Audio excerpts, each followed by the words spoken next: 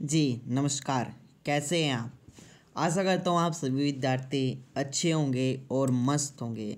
जैसा कि आप सभी ने मेरे साथ यूपीएससी प्रीलिम्स 2025 पास करने की जो ठानी है, जो जिद आपने ठानी है, उसी क्रम में आज की ये तीसरी क्लास है। अब तक आप लोगों ने जो पढ़ा है मेरे साथ, आज उसका ये टेस्ट भी है और कुछ मैं आपके लिए इम्पोर्टेंट क्वेश्चंस का कंपाइलेशंस लेके आया हूँ जो आपकी तैयारी को धारदार बना देगा, अर्थात आपकी तैयारी को और तेज कर देगा। तो देर न करते हुए आज इन 180 सवालों को बड़ी बारीकी से, जो अब तक हमने पढ़ा है उनमें से ही है, ना कि आगे से है जो मैंने आपको पढ़ाया नहीं है, केवल उन्हीं में से जो अब तक हम पढ़ के आए हैं।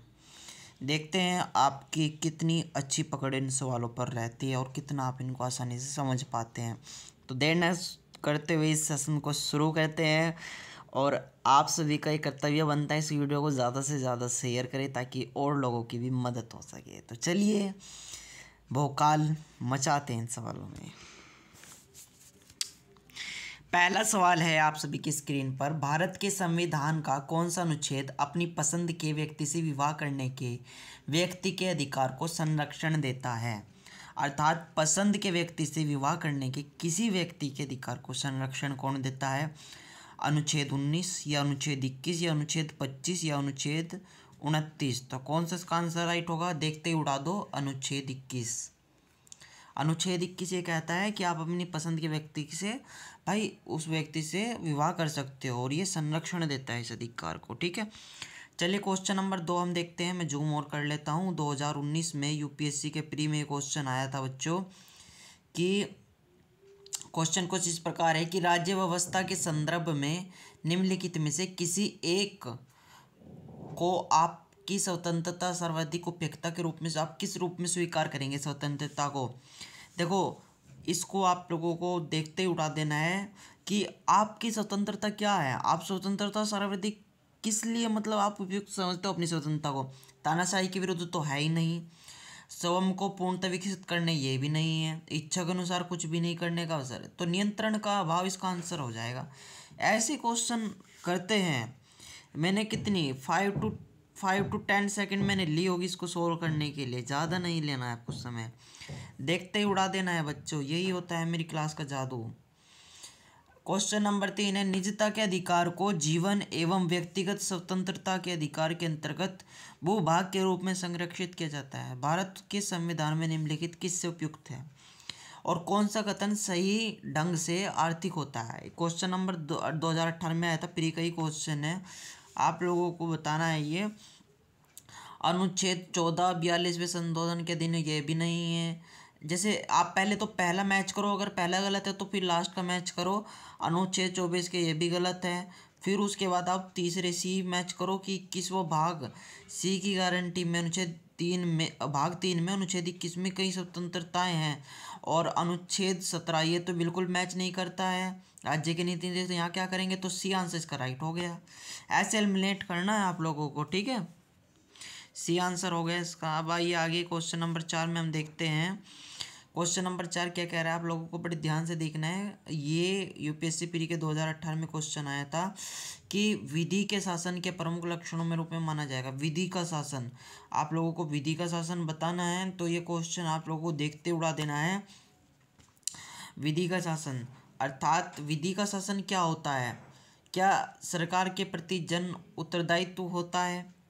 सरकार के प्रति जन उत्तरदायित्व, यह स्वतंत्र और नागरिक, देखो विधि के शासन में स्वतंत्र और नागरिक अधिकार शामिल होते हैं। विधि के समक्षम तो शक्ति का परिसीमन होता है, तो इसका आंसर हो जाएगा ये 3 एलिमिनेट हो जाएगा। 1 3 नहीं है, ये डी नहीं है, तो इसका आंसर हो जाएगा सी 1 2 और 4। ठीक है, देखते ही उड़ा देना है आप लोगों को, देखते ही उड़ा देना है। क्वेश्चन नंबर 5 देखिए, समाज में समानता होने का एक निहितार्थ यह है कि उसमें विशेष अधिकारों का अभाव है। या अवरोधों का प्रभाव। भाई देखो, प्रतिस्पर्धा तो जमकर है, प्रतिस्पर्धा का तो कोई मतलब ही नहीं होता कि प्रतिस्पर्धा मतलब प्रतिस्पर्धा तो बहुत है, तो प्रतिस्पर्धा का अभाव तो आप काट ही दीजिए, अवरोधों का अभाव भी आप काट दीजिए, तो आंसर ए हो जाएगा इसका विशेषाधिकार होगा। भाई किसी के पास कुछ अधिकार है, किसी के पास कुछ अधिकार है, तो विशेषाधिकारों का अभाव है। समानता, समाज में समानता होने का निहार्थ यह है। निहार्थ का मतलब भी आप समझ सकते हो, मतलब या कारण क्या है ना। हम क्वेश्चन नंबर 6 पर चढ़ते हैं ऊपर की साइड, ठीक है। ये मैं थोड़ा पेंसिल को ऊपर ले लेता हूँ, मुझे प्रॉब्लम हो रही है, तो यहाँ को ले लेते हैं इसको, ठीक। ये बताइए कि कौन सा कथन सही है, कौन सा कथन सही है। अधिकार नागरिकों के राज्य के दावे, ये गलत है। फिर लास्ट में ये अधिकार अधिकांश लोगों के नागरिक से, ये भी गलत है। और अधिकार राज्य के विरुद्ध नागरिकों के दावे, ये अधिकार में विशेष अधिकार हैं जो किसी राज्य के संविधान में समाविष्ट हैं। भाई समाविष्ट हैं किसी राज्य के संविधान में। भाई राज्य का तो संविधान होता ही नहीं, संविधान तो देश का होता है, राइट। तो ये गलत हो गया, तो इसका आंसर क्या होगा, सी इसका आंसर हो जाएगा। राज्य के विरुद्ध नागरिकों के दावे अधिकार है, ठीक। क्वेश्चन नंबर 7 आप पढ़िए। देखो मैं देखते उड़ा दे रहा हूँ उनको क्वेश्चंस को, आप लोग चाहे गूगल पे सर्च कर लिएगा, आंसर बिल्कुल राइट मिलेंगे आप लोगों को। भारत में मताधिकार और निर्वाचित होने का अधिकार क्या है, तो इसका भारत में नैसर्गिक अधिकार तो है ही नहीं, देखते उड़ा दो। संवैधानिक अधिकार है, मताधिकार और निर्वाचित होने का अधिकार संवैधानिक अधिकार है, संवैधानिक अधिकार तो है ही नहीं, मूल अधिकार भी नहीं है, तो विधिक अधिकार है इसका आंसर, ये हो जाएगा विधिक अधिकार। विधिक अधिकार, विधिक अधिकार हो जाएगा भाई इसका आंसर, ठीक है। चलिए क्वेश्चन नंबर 8 पढ़ते हैं। भारत के संविधान में शोषण के विरुद्ध अधिकार में कौन सा परिकल्पित है। शोषण के विरुद्ध अधिकार, शोषण के विरुद्ध अधिकार पूछा गया है, तो शोषण के विरुद्ध अधिकार, शोषण के विरुद्ध अधिकार पूछा गया है ना, तो इसमें अस्पृश्यता का उन्मूलन और अल्पसंख्यकों के हितों की सुरक्षा। देखो इसमें शोषण कहाँ होता है, मजदूरी में शोषण होता है, कारखानों में शोषण होता है, बच्चों का नियोजन, तो ये तो दोनों नहीं रहेंगे ना, ये यानी जब 2 और 3 नहीं रहेंगे तो एलिमिनेट कर दो, 2 और 3 एलिमिनेट कर दो, 2 3 यहाँ पे नहीं, 2 3 यहाँ पे नहीं है, तो ये इस मतलब 2 और 3 नहीं रहेंगे ना, 2 और 3 नहीं रहेंगे, तो इसका आंसर आएगा एक, तो ये भी नहीं इसका आंसर रहेगा, ये भी एलिमिनेट होगा, तो सी इसका आंसर आ जाएगा। 1 और 4 2011 में क्वेश्चन आया था बच्चों यूपीएससी में, निम्नलिखित कथनों पर विचार कीजिए, ठीक है। तो इसका आंसर जो होगा बच्चों, ये कह रहा है कि शिक्षा का अधिकार, समानता के साथ भोजन का अधिकार, मानवीय अधिकारों के विरुद्ध घोषणा है, तो ये तो तीनों ही राइट हैं, तो ये डी आ जाएगा इसका आंसर, ठीक है। क्वेश्चन नंबर 10 में हम बढ़ रहे हैं आगे आगे।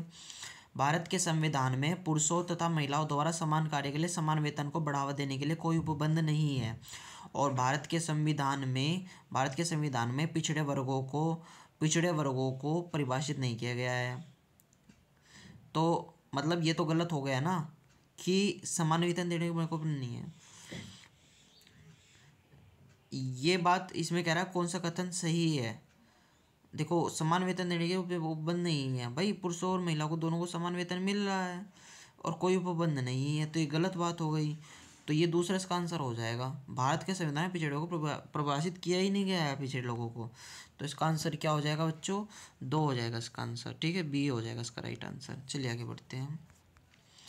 अगला क्वेश्चन ये है 111 क्वेश्चन है, ये बहुत इंपॉर्टेंट है बच्चों, 1 मिनट। 104वां संविधान संशोधन विधेयक किससे संबंधित था। ये मैंने बहुत, मेरी क्लास आप रिवीजन करोगे ना, वहीं से सारे क्वेश्चन है, यूपीएससी प्री में पूछा गया 2006 में, इसका आंसर जो आप लोगों का हो जाएगा, ये देखो एलिमिनेट करो 104वां संविधान, मैंने आपको बार बार बोला था इसको रट लीजिएगा, ये इसका आंसर सी हो जाएगा। यानी निजी संस्थानों सामाजिक शैक्षिक दृष्टि से पिछड़े वर्गों के लोगों के लिए कोटा प्रदान करने से है, ना ये है ना ये है ना ये है, ठीक है। आइए आगे बढ़ते हैं। भारत की राजनीतिक व्यवस्था के संदर्भ में मूल अधिकारों की प्रमुख विशेषताएं क्या हैं। देखो मूल विशेषताएं पूछ रहा है, ठीक है।